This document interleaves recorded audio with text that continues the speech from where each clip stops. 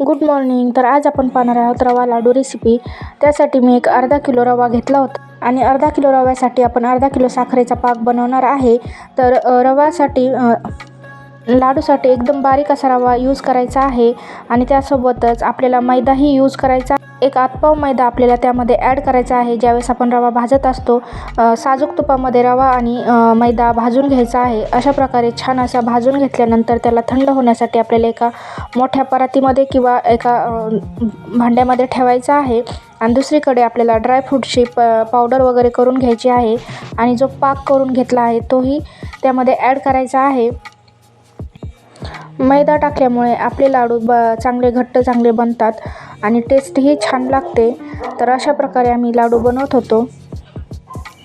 थंड केलेल्या रव्यामध्ये आपल्याला पाक वरून ॲड करत जायचा आहे. जशा प्रमाणात आपल्याला पाहिजे, गोड किंवा कमी गोड लागेल तशा प्रमाणात आपल्याला पाक ॲड करायचा आहे.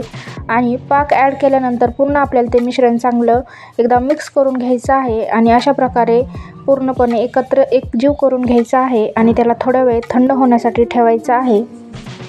मिश्रण चांगल्या प्रकारे एकजीव होऊ द्यायचं आहे. त्यामुळे एक 5 ते 10 मिनटं त्याला असं छानसं हलवून घ्यायचं आहे आणि त्याला एक 10 मिनटं थंड होण्यासाठी ठेवायचं आहे. लगेच जर बांधले तर आपले लाडू पूर्णपणे विरघळतील. त्यासाठी थोडा वेळ थांबून मग लाडू बांधून घ्यायचे आहेत. तर असे छान असे लाडू तयार झाले आहेत.